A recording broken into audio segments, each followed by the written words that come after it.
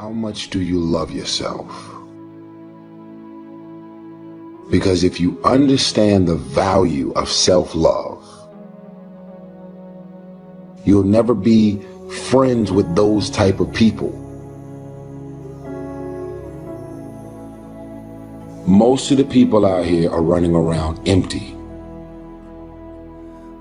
They have no sense of self, no sense of self-love. When I say self-love, it has nothing to do with celebrity, money, materialistic things, and all of the things that your negative mind could probably go to.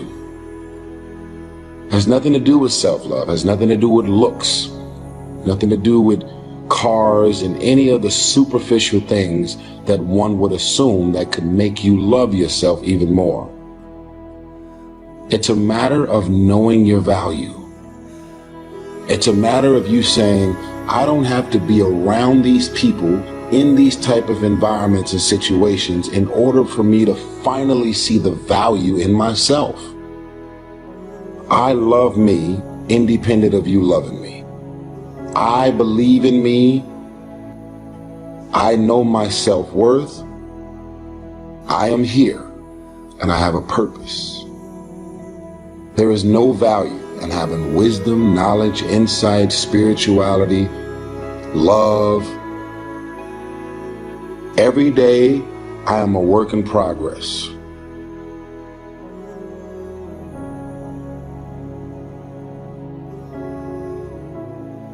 A person who can forgive nothing is a person who's totally destroyed psychologically and emotionally.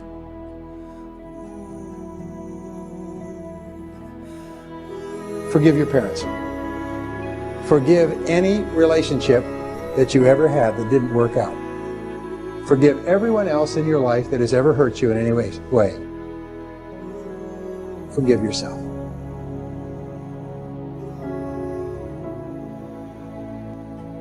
Forgiveness is giving up the hope that the past could be any different.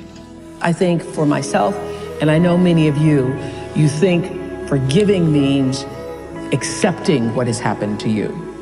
Well, it is accepting that it has happened to you. Not accepting that it was okay for it to happen. It is accepting that it has happened, and now what do I do about it? Forgiving is giving up the hope, not holding on, hoping, wishing that it could have been any other way than it actually was. Giving up the hope that the past could be any different. And when I got that, I think it took me to the next level of being a better person, because I don't hold grudges for anything or any situation, and neither should you. It's letting go so that the past does not hold you prisoner, does not hold you hostage. Many years ago, I started off poor. I started off broke. I started off pretty stupid. And over the years, I began to study the subject of success. And I had one simple idea that came upon me in my late teens, and I think it was the most important idea that I've ever had. And it was simply this, that if you study successful people and you do what they do, you'll be more successful. And if you study unsuccessful people and you avoid doing what they do, then you will not be a failure. And what I want to talk to you about tonight is some of the principles that I've discovered in over 20 years of research. I have studied successful men and women. I have read biographies and autobiographies. I have looked at the characteristics and principles of them. I've studied philosophy and economics and religion and psychology and metaphysics.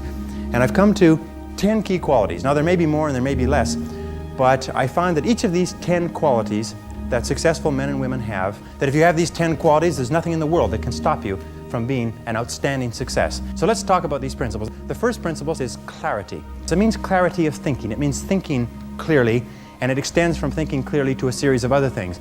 With regard to clarity, it means the ability to determine exactly what it is that you want to be, have, or do in life. And the more I study successful men and women, the more I find that every single one of them, the top 5%, are very clear about where it is they're going and what it is they want to accomplish. And when I look at unsuccessful men and women, or men and women who seem to be unhappy and floundering, I find that almost invariably they have a very, very limited sense of direction, sometimes no sense of direction at all. As they say, if you don't know where you're going, any road will take you there. If you do not have clear, specific goals for your life, you are doomed forever to work for people who do.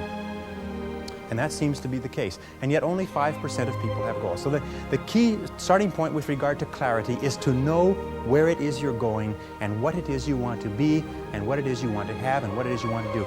The second key with regard to clarity is decisiveness. Be decisive. I have never met a successful person who was indecisive, and I have never met a failure who was decisive. Be decisive. Develop the characteristic and quality of decisiveness. We know that the reason why we are indecisive is because we're afraid of making a mistake. But the terrible thing is that the way that we think becomes a habit, and the habit of indecisiveness can condemn us to failure. We can be talented and intelligent and ambitious, but if we cannot make the hard decisions in our life, and if we cannot make decisions readily, then what happens is we always have to work for people who do make decisions readily. Now, the interesting thing about decisions is that about 80% of decisions should be made the first time they come up. And if you make decisions every single time they come up, sooner or later you will develop the habit of decisiveness. You'll be very clear about what it is you want, and it's easy to make decisions if you know what it is you want to accomplish. And the difference between successes and failures is not that successful people make right decisions, it is that successful people make their decisions right. The third point under clarity is to have a vision for yourself and a vision for your life. The key to having a vision is to have a dream. They say in the song, you've got to have a dream if you want to make a dream come true. And you can fulfill your dreams. All the great movers and shakers throughout all of history have been dreamers. They've been people with dreams. They've been people with visions. All leaders have vision. In the book of Solomon it says, where there is no vision, the people perish. And the metaphysical meaning of that is that where people lack vision, they perish inside because they lose the excitement and the thrill of life. If the best way to predict the future is to create it, which means to have a vision, and even though the vision is in the air or the sky, then build a foundation under your dreams. And when you see men and women who rise from poverty and obscurity to fame and renown, you invariably see someone who had a vision of what they could be and have and do that was far beyond what they were. Every one of us has had an experience. At one time when we were small, we had a vision of being grown up and having our own cars. And as we grew older, we had a vision of having our own homes and our own families. The problem is that our goals are set so low that even when we do achieve them, they don't turn us on. They don't fill us with enthusiasm. So dream big dreams. The second letter of the 10 is competence. And this is a discovery that I made a couple of years ago, and it just staggered me because I've been studying success for years. And then there's the book In Search of Excellence, and then there's The Pursuit of Excellence, and then there's Refinding Excellence and Losing Excellence, and all the excellence books. And I sat down and looked at this whole concept of excellence, and I saw something that I hadn't noticed. It's almost like something brought to the surface of your mind. I noticed that every single man or woman that I had studied who had achieved any kind of success in any field whatsoever had done it after they had made a commitment to becoming excellent in that field. And I began to look, and I began to compare, and I began to talk to people, and I speak to thousands of people virtually every month. I found that I never found a single person who was successful who was not excellent at what they did. That competence, the commitment to becoming excellent in your chosen field, is an indispensable prerequisite for success, that if you are not good at what you do, you haven't got a chance in our competitive society unless you win the lottery. And only the top 5 or 10% are excellent. You must commit yourself to excellence. You must commit yourself to becoming the best. And the wonderful thing is that excellence is a journey. It's not a destination. You never get there. Complacency and satisfaction are the key enemies of excellence. But once you commit yourself to becoming excellent, the whole world opens up for you. A very important point of excellence is this means simply this: do your best every time out and always strive to do it better. Excellence yields opportunities because when you become good, you open up. It's almost like the Red Sea of opportunity opens up in front of you. When you become excellent, you come to the attention of people, and people try to get you, and they give you more responsibilities and more opportunities. You see, when we do something well, it gives us a feeling of self-esteem and pride. We feel like a winner. But if we do things in an average way, it doesn't give us anything. That's why the companies that have committed to excellence are not hundreds of % better in any given area. What they are is they are 1 or 2% better in 100 different areas. That's the key. You see, you don't have to be a quantum leap different from somebody else. You just have to be a little tiny bit different in the critical areas that make a difference. And you can achieve that simply by making it a goal, setting it as a goal, and working on it. You can become anything that you want to become. The harder you work, the better you get. The average self-made millionaire in America works 12 to 13 hours a day. Works about 60 to 65 hours a week. I'll tell you this with regard to hard work, that in our society, you only work 8 hours a day for survival. Everything over 8 hours is for success. And if you're only working 8 hours a day, you're in trouble. If you're only working 8 hours a day, you better have a rich uncle, or you better have somebody else who's going to take care of you, because 8 hours a day only gets you survival in our society. Because it's so competitive that somebody else is working 9, they've got an edge on you. Somebody else is working 10, they've got a bigger edge on you. Every hour over 8 that you invest is an investment in your future, is an investment in your success. And if you put in the hours over 8, whether it's studying or reading or working, if you put in the hours, it will pay off, and it will pay off in spades. It's like throwing seed in the ground. When you throw a seed in the ground, the plant that comes up is not just one seed, it's hundreds of seeds. There's a crop that you put in, but you must put the seed in the ground first. The next letter, C, stands for concentration. Concentration. I think that the ability to focus and concentration are the two keys to success in life. You see, in life, there's never enough time to do everything, but there's always enough time to do the important things. Instead of doing what is fun and easy, which is what most people do, you know what they do? They make a list of everything they have to do, and then they start at the bottom of the list and they work on the irrelevant things. At the end of the day, they haven't got anything done. Successful people, peak performers, concentrate on the top items. And remember, anything other than working on the top items on your list is a waste of your time. And time management is not just time management is life management. You can do anything you want with your life if you'll manage your time properly. We all have the same 24 hours a day, and the ability to concentrate, to discipline yourself, to use willpower and perseverance, to concentrate on one thing at a time is a quality of all success. Nothing great has ever been accomplished without the ability to concentrate single-mindedly on one thing at a time. Develop a sense of urgency. A sense of urgency is a quality that is possessed by only 2% of the population. 2% of the population do things fast. 2% of the population have a bias for action. In Tom Peters' wonderful book, In Search of Excellence, he says that all the excellent companies have a bias for action. And all of the companies that do not classify or do not come into the excellence category do things when they get around to it. You call them up and you have a problem or a complaint. You hear from them 3 or 4 weeks later. But the excellent companies, you call up with a problem or a complaint, and bang, there's somebody back to you in 2 minutes. So develop a sense of urgency. Get the reputation as the person who does things fast. Develop a reputation for speed and dependability, and your future will just open up in front of you. And if you'll develop that habit of working fast, that sense of urgency, act now, do it now, do it now, do it now. In selling especially. Somebody calls you up and has a question, get back to them now. Somebody has a problem, get back to them now. Somebody needs something, move on it quickly. If you have to forego coffee breaks or lunch or something else, move fast. If you develop that reputation for speed, it will be worth a fortune to you. The next C is common sense. You can train your mind to have common sense. You can train your mind to think things through before acting. In my experience, action without thinking is the cause of every failure. Action without thinking is the cause of every failure. And common sense comes from taking the time to think things through before you act. Listen to your intuition. Your intuition is one of the best guides that you possibly have.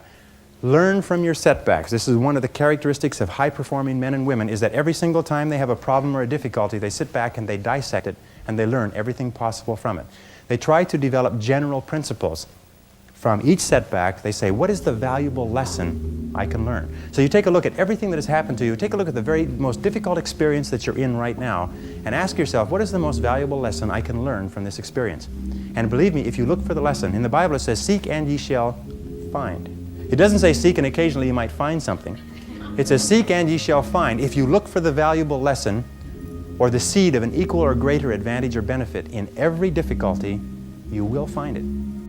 Number 5, C, is creativity. Tap your creative potential. Accept the fact that every single human being is a genius, and all successful men and women are creative. They're creative in that they respond to their world differently. They ask questions, they're flexible, they're curious. You know what the hallmark of creativity is? Curiosity. And I find that the smartest people of all, the ones that have the greatest education and the most experience, are the ones who ask the most questions. They ask questions almost as if they were children, but they never stop asking questions. They're very open and flexible, and they have the ability, once they learn a new piece of information, to drop what they're doing if the new information contradicts it and do something else. Do you know what most people do? Most people keep on doing what they're doing until they run into a wall. As they say, the more you do of what you're doing, the more you'll get of what you've got. Remember, 80% of everything that we are doing today in our general business will be different 5 years from now. 80% of the products that we use, the food that we eat, the cars we drive, the music we listen to, the movies we go to, even the streets we drive on, 80% of everything will be new in 5 years. That's how rapidly things are changing. According to the research, all you need is an idea that's 10% new to start a fortune. If you want to be, I'm going to tell you something, that if you want to be wealthy in life, if you wish to become very wealthy, if you wish to become even a millionaire, you can do it if you're willing to pay the price. But most people become millionaires by offering a good or service that people use all the time, and they offer it just a little bit better. They do it just a little bit faster. They put a little bit more grace or finesse into what they're doing. They handle it, they wrap it, they are more polite. The restaurant that has people coming back to it may have food that's only 5% different, but it's the way the people handle it that's so different. You can do anything you want in life. All you have to do is find an idea that's 10% new. And you'll find it if you flood your mind, read magazines, read books, ask questions, ask why people are doing things the way they're doing. Next is consideration. Consideration is based on the fact that the quality of your relationships with other people more than anything else will determine your success in life.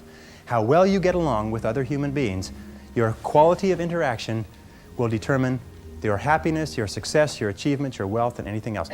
And that's very, very true. Develop the people skills that you need to be successful. Take courses in communications. Take courses in effective listening. Take courses in public speaking.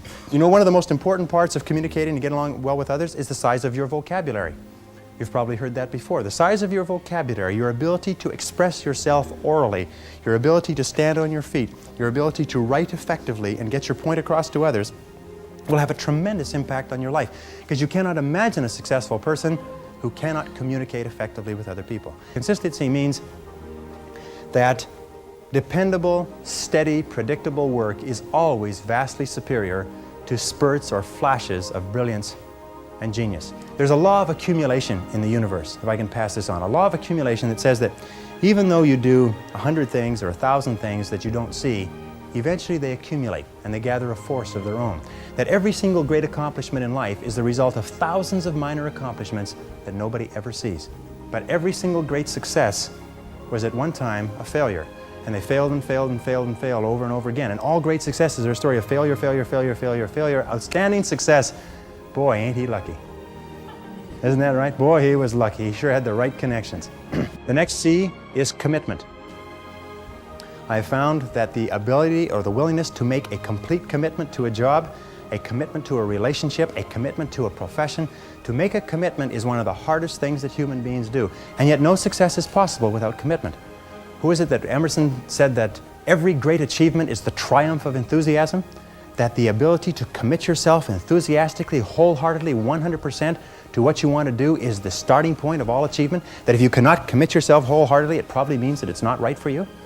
And that all of us in life seek for something that we can commit ourselves to. Alan Cox, in his book, The Achievers, which came out last year, found that the executives in the corporations that he studied who achieved the very most in the shortest period of time had found the proper niche for themselves and had lost themselves in their work.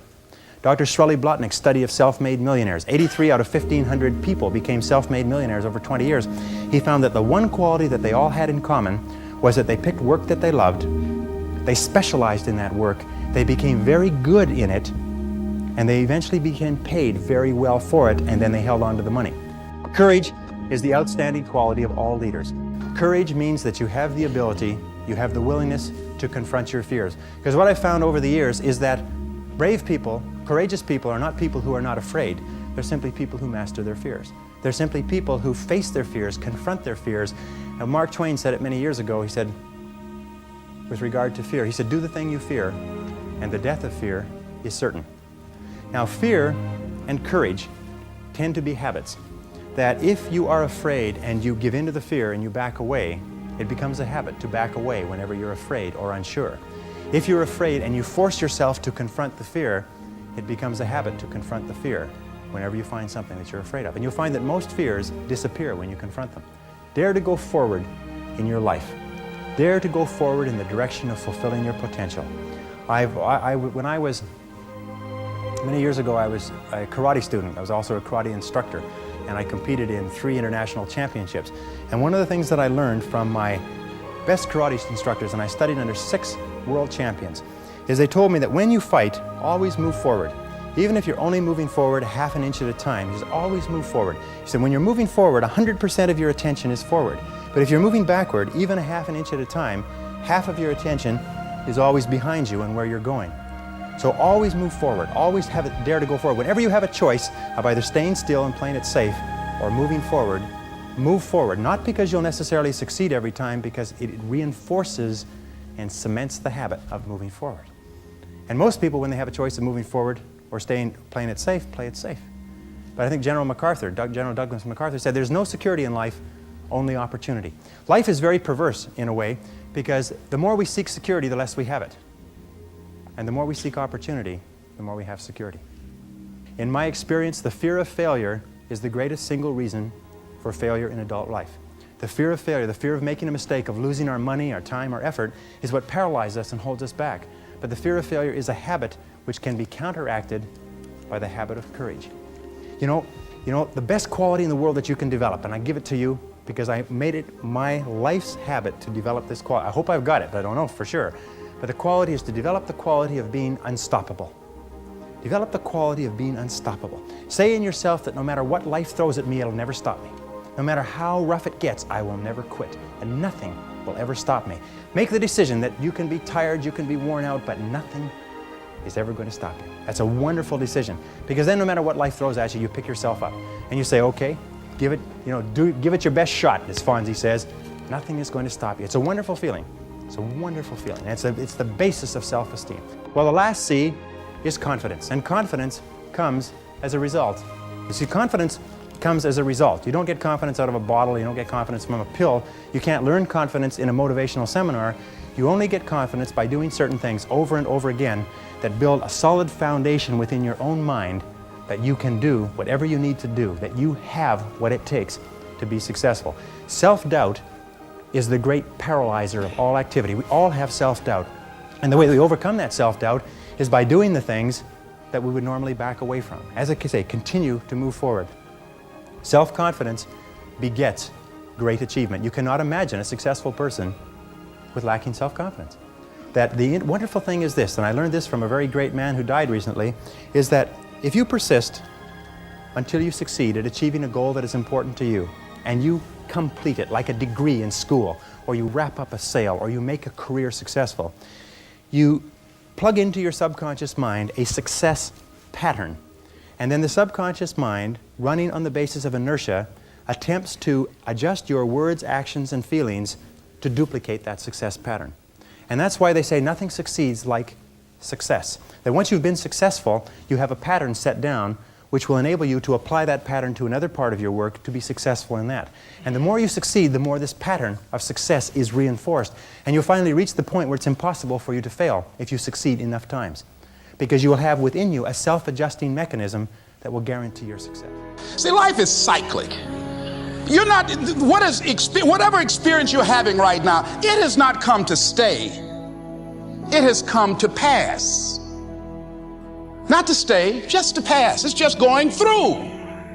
The biggest challenge is to know what's happening. This is a part of this thing we call life. This too shall pass.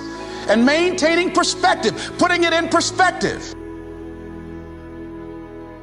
You have to be willing to break from the past to have the future you so desperately desire. You have to have the courage to allow yourself to honor the past as it was, to forgive those who need to be forgiven, to forgive yourself, and to acknowledge that everything led you to this point now. Everything. Let it go and